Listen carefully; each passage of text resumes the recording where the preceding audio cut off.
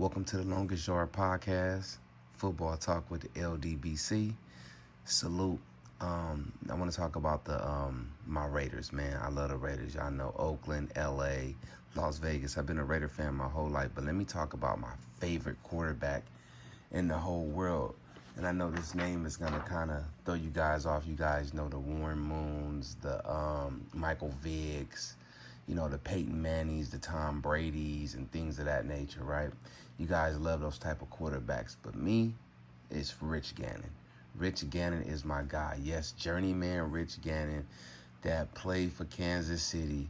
And I know I shouldn't like a Kansas City quarterback that played for the Minnesota Vikings, that was actually drafted to the New England Patriots. The Patriots tried to change the man's position, and he threatened to retire. They tried to make him be a wide receiver or a running back. Could you imagine Rich Gannon being a wide receiver or a running back?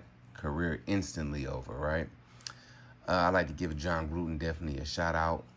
Gruden and Al Davis for giving him a shot at the age of 33, coming from Washington as a backup. Rich Gannon was a career backup. He never really got a chance in the NFL, but when he did get a chance, he led the Kansas City Chiefs to a 6-game winning streak going into the playoffs where they benched him. They did the same thing to him in Minnesota.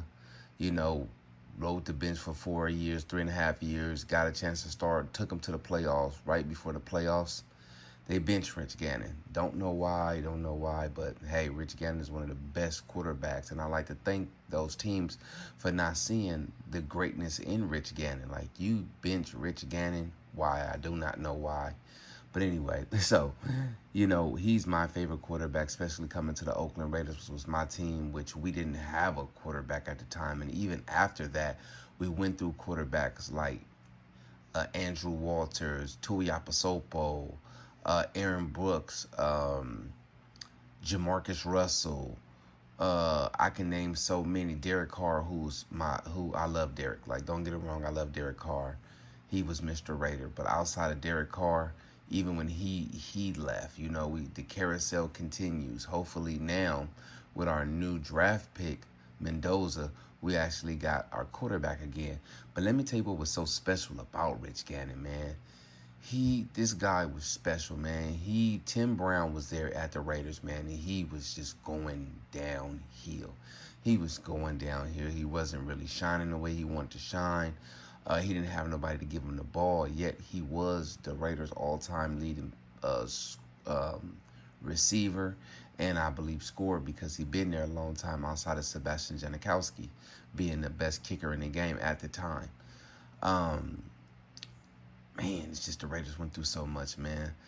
It was because of Rich Gannon that the legendary Jerry Rice came over, and, Charlie Gardner, who was at the running back position.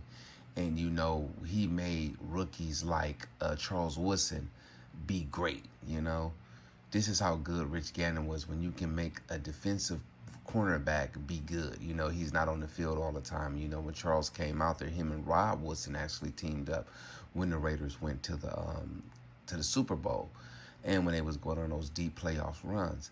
And I know I'm talking about the Raiders now, but let me get back to 6-time AFC winning champion, MVP at 37 years old, Rich Gannon, man. Rich Gannon's completions, man, was pretty high at this time in the league where it was a little rougher. Completions and attempts. He had 1,533 completions. Completions out of 2,400 attempts. He was 62.6%. Total yards passing, 17,585. His touchdown to interception ratio was 114 touchdowns and 50 interceptions, which was which was good.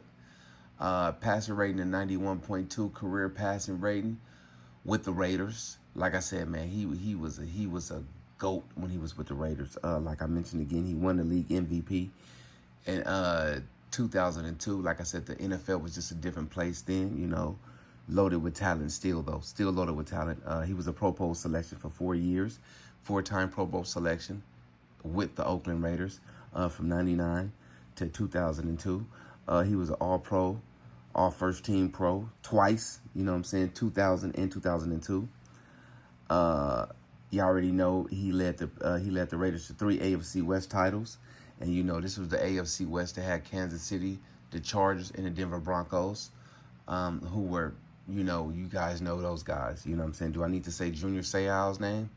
We know what we was dealing with down there. And he appeared in the Super Bowl as well. We all know what happened with that, the debacle with him in the Super Bowl. The coach didn't want to be there. How do you use the same game plan that the previous coach used, not change up any plays, but that Giles was forced upon him? He said he didn't want to take it. This is why John Gruden has the title with the Buccaneers. And you get guys like former Raiders Warren Sapp and them running around with rings that they don't deserve. But, hey, when you got the coach that coached you last year, you see the debacle there, right? Shout out to them. So as I was saying, he won his MVP in 2002. The Raiders, man, like I said, we were struggling for a quarterback at the time. Rich Gannon came and he filled the void. He was able to run. He was able to toss that pigskin. Like, he was tossing that pigskin. College, he went to Delaware, who made them change their whole strategy, their whole offense to a pro-style offense because of Rich Gannon. And we seen him get drafted in the 4th round by the Vikings. The downfall of Rich Gannon happened after his MVP season in 2003. He just was injury prone. And then that offensive line was hell.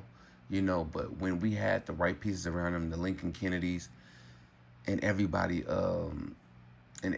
who actually contributed to the team and not took away from the team, when Gruden was there, he brought the best out of Rich Gannon. Like I said, you took a career backup and made him one of the best quarterbacks in the NFL, which he already had talent. If you go back and you look at Rich Gannon numbers everywhere else, Rich Gannon was the top of the top. Like, Rich Gannon deserved the MVPs.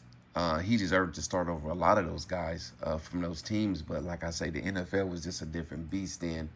And I guess Rich Gannon wasn't aesthetically pleasing, I guess. But, shout out to the Washington Redskins at the time for fumbling Rich Gannon. Because, like I said, once he came to the Oakland Raiders, it was full speed ahead. It was full speed ahead. He made everybody look good. That Raider offense clicked, winning more than 10 games every season that he started with the Raiders. Never a dull moment with the Raiders. He brought the old school Raiders back, smash mouth football. The commitment to excellence was great. Not only did he bring back the smash mouth football, but he tossed the pill in the offense of the Oakland Raiders at the time, man. It was you couldn't deal with it. Then I say back to the carousel of the Raiders quarterback after Rich Gannon, man. You had just so many bad years, I can't remember the quarterback. Kerry Collins, fucking trash, man. You guys remember when we had Kerry Collins? Oh, my God. We were, oh, man, it was terrible. And then they went and got Lamont Jordan. And then the Raiders, we wouldn't even pass the ball no more because Gannon wasn't there. Like, we wouldn't even pass the ball. Everything went to Jerry Porter and Lamont Jordan, not knowing that Jerry Porter shined the way he shined because of, look at that, just get me ready because I'm ready to tell y'all the name. Y'all ready for the name? I'll tell you the name. Now that went off, I'll tell you the name. You know what I'm saying? That was actually supposed to go off in 2 more minutes, but I guess it went off a little bit early. Rich Gannon. Rich Gannon made those guys